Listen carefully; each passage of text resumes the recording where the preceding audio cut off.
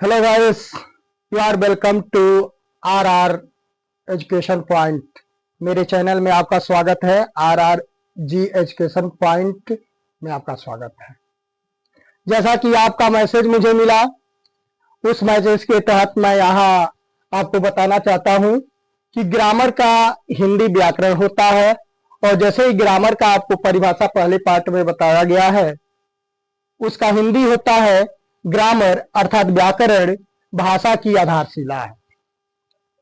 दूसरा पॉइंट आपको लैंग्वेज के बारे में बताया गया था, जिसका हिंदी होता है भाव और विचारों को एक दूसरे से व्यक्त करना और समझना लैंग्वेज अर्थात भाषा है। तीसरा पॉइंट लेटर के बारे में बताया गया था पार्ट 1 में। उसका मतलब यह है लेटर अर्थात अक्षर किसी रचना की सबसे छोटी इकाई है जो किसी भाषा में ध्वनि प्रस्तुत करने के लिए प्रयोग की जाती है। पार्ट 1 में सब बताया जा चुका है। और अल्फाबेट के बारे में भी बताया गया। अल्फाबेट में वर्णमाला होता है, वर्ण को ही अक्षर कहते हैं। इसका भी हिंदी में रूपांतर ये होता है क्रमबद्ध अक्षरों का एक समूह होता है। क्या? अल्फाबेट। अल्फाबेट अर्थात वर्णमाला क्रमबद्ध अक्षरों का एक समूह होता है। आज आपका टॉपिक होगा हिंदी इंग्लिश अल्फाबेट। ये क्यों दिया गया है इंग्लिश हिंदी अल्फाबेट? इसका हमारे जीवन में, हमारे करियर में बहुत बड़ा महत्व है। मैं हमेशा देखता हूं बच्चों को लिखना, हिंदी लिखना नहीं आता है। खासकर इंग्लिश मीडियम के बच्चों को हिंदी लिखना नहीं आता है।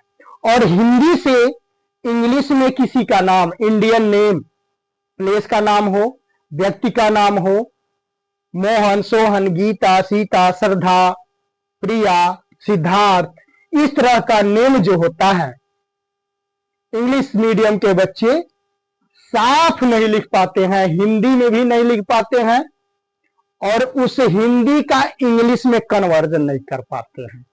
स्पेलिंग बताना पड़ता है। इसी समस्या को दूर करने के लिए हिंदी इंग्लिश अल्फाबेट मैं लेकर के आज आया हूं।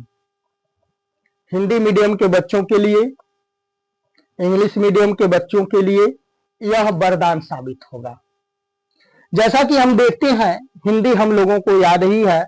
हिंदी में जो वॉवेल्स होते हैं, स्वर जिसको बोलते हैं, मात्राएं बोलते हैं, ये भी मात्रा भी वॉवेल्स के अंतर्गत आते हैं। ये शॉर्टकट वॉवेल्स होते हैं जिसको मात्रा बोलते हैं। और यह जो हिंदी में व्यंजन बोलते हैं, अंग्रेजी में कॉन्सोनेंट बोलते हैं। तो ये हिंदी इंग्लिश वॉवेल्स कॉन्सोनेंट्स एक साथ ग्रुपिंग करके मैं बताने का प्रयास कर रहा हूं, जिसको आप ध्यान से पढ़ेंगे, याद देखेंगे। दिया है अ, आ, ई, उ, री, ए, ऐ, ओ, औ, अं।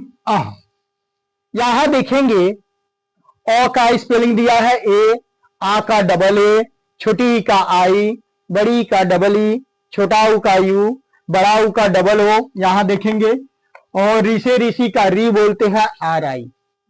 और ए का जो होता है ई और ए आबलिग में दिया गया, ठीक है। इसके बाद हम देखते हैं ए और ई अलग अलग यूज करते हैं, आवश्यकता पड़ने पर इसका यूज होता है, ठीक।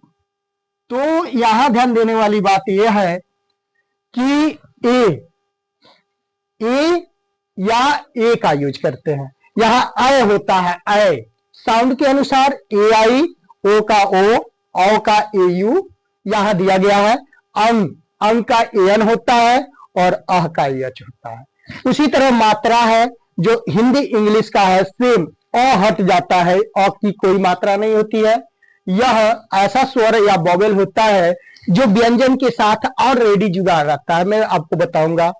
इसके साथ मात्रा में देखेंगे, जो आ का ये मात्रा बन रहा है यहां पे, उसको ए लिखते हैं। छोटी ई का मात्रा जो है आई है, बड़ी का डबल ई, छोटा ऊ का यू, बड़ा ऊ का डबल ओ, री का आर आई, ए का ई, आई का ए आई, ओ का ओ, औ का ए यू, अंग का यन और आह का यच का यूज करते हैं। अक्सर यच का यूज संस्कृत लैंग्वेज में किया जाता है, जैसे राम श्याम आ रहा है गीता सीता, इस तरह का यूज होता है। ह दो बिंदी आता है संस्कृत लैंग्वेज में, वहां यच का यूज करते हैं अ की मात्रा में।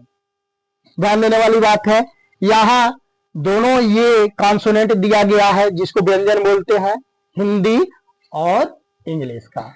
यहाँ देखेंगे क का के, ख का के अच्छे, ग का जी, घ का जी अच्छे, अंग का यन, च का सी अच्छे, छ सी डबल अच्छे, ज जे ए, झ जे अच्छे, यहाँ दिया है यन, और ट का टी ठ टी अच्छे, ड डी ढ डी अच्छे, अड़ यन त टी थ टी अच्छे, द डी ध डी अच्छे, न का यन, और प का दिया है पीए, फ पी अच्छे, ब बी भ बी अच्छे, म यम, और य का दिया है वाई, यहाँ वाई, और र का आर यल, ल का होता है, और व का दो भी और डब्ल्यू का यूज करते हैं। यहां देखते हैं सौ, बड़ा सौ जिसको यूज करते हैं बोलते हैं यस एच ए, खटखोड़ा वाला सौ बोलते हैं यस एच ए, छोटा सौ बोलते हैं सरौता वाला सौ यस ए ह एच ए, और छतरी वाला छ का स्पेलिंग अक्सर मिस्टेक होता है, ध्यान देंगे के एस एच ए, और टी आर ए होता है त्र का, और ज्ञ का जी वाई होता है। यहाँ एक एक्सेप्शनल चीजें दिया गया अपवाद के रूप में, ये को है जो जीभ को दबा के तालु में बोला जाता है, अक्सर है ना, यह उर्दू लफ्ज में लिखा जाता है। क य फ, ये तीन जो एक्सेप्शनल है इसका स्पेलिंग अलग होता है। क उर्दू लफ्ज में क्यूए, ज जेड उर्दू लफ्ज में फ फ, या फिर, और स्र का दो स्पेलिंग होता है, ध्यान देंगे कहीं कहीं आप आवेदन करते हैं अप्लाई करते हैं उसमें स्र लिखा रहता है, yes H R A, Shri के जगह पर जैसे श्री लिखते हैं, और कहीं कहीं यस आर ए लिखा रहता है, इसमें ई का मात्रा लगेगा तो आई का इस्तेमाल कर देते हैं, या डबल ई का इस्तेमाल कर देते हैं। ये अंग है, अंग का अड़, अंग का देखिए यहाँ डिस्टर्ब हो रहा है, अंग में ये बिंदी साइड में राइट साइड में है, और अड़ में ये बिंदी नीचे है, तो इसका हम इंग्लिश में डीए का यूज करते हैं या आर ए का यूज करते हैं। अब समस्या है, प्रश्न आपका यह हो सकता है कि कहीं मैं या आप लोग कहीं पढ़े होंगे तो ये हिंदी के जितने भी व्यंजन हैं इसमें ए सब में मैं जोड़ के दिया हूं, और कई किताबों में ए जोड़ के नहीं दिया गया है। ये डिफरेंस है मेरे और अन्य किताबों में। लेकिन ध्यान देने वाली बात है बच्चों कि को जो है, को ख ग घ, यानी कि को से लेकर ज्ञ तक की जितने भी साउंड है, कॉन्सोनेंट साउंड, व्यंजन साउंड, वह स्वर के हेल्प से बोले जाते हैं। और कौन सा स्वर लगा रहता है? अ लगा रहता है। ऊपर देखेंगे टॉप पर दिया है, राइट लेफ्ट टॉप पे अ का ए मीनिंग होता है। जैसे क ख ग घ च म ह य। तो इसमें आधा देखिए, यहां एग्जाम्पल में दिया गया है आधा क क क क अ साउंड नहीं आना है, क प्लस अ, क और अ बोल करके ये क हो गया। इसलिए आधा को की अंग्रेजी के होगा और पूरा अ की अंग्रेजी ये होगा। दोनों का साउंड कंप्लीट होगा क, इसलिए के होगा।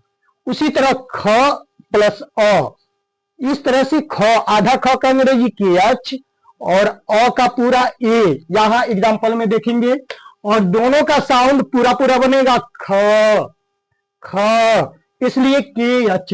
इसीलिए साउंड सब में अ आ रहा है, इसीलिए इसमें ए जोड़ा गया है। ये क्यों काम आएगा आपका? जब इंग्लिश हिंदी नेम को इंग्लिश में कन्वर्ट करेंगे, रमन, मोहन, सोहन, गीता, सीता, तो इसका यूज होगा। एक और फायदे हैं इसका। क्या फायदे हैं? आप इंग्लिश लैंग्वेज को, इंग्लिश भाषा को अपने लैंग्वेज से मिला करके धीरे धीरे रीड करना पढ़ना सीख जाएंगे। इसकी आवश्यकता इसलिए है क्योंकि आपका पूरा का पूरा वातावरण, एटमॉस्फियर हिंदी का है। पूरा हिंदुस्तान का एटमॉस्फियर लगभग 90% हिंदी का है और हम लोगों का जन्म लगभग हिंदी में ही होता है।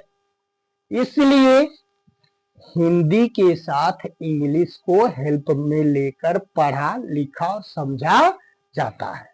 इसलिए हिंदी इंग्लिश अल्फाबेट की आवश्यकता है हमें इंग्लिश लैंग्वेज को जानने के लिए। इसी के साथ आज इतना ही। Thanks for watching video and requested to subscribe, like and share.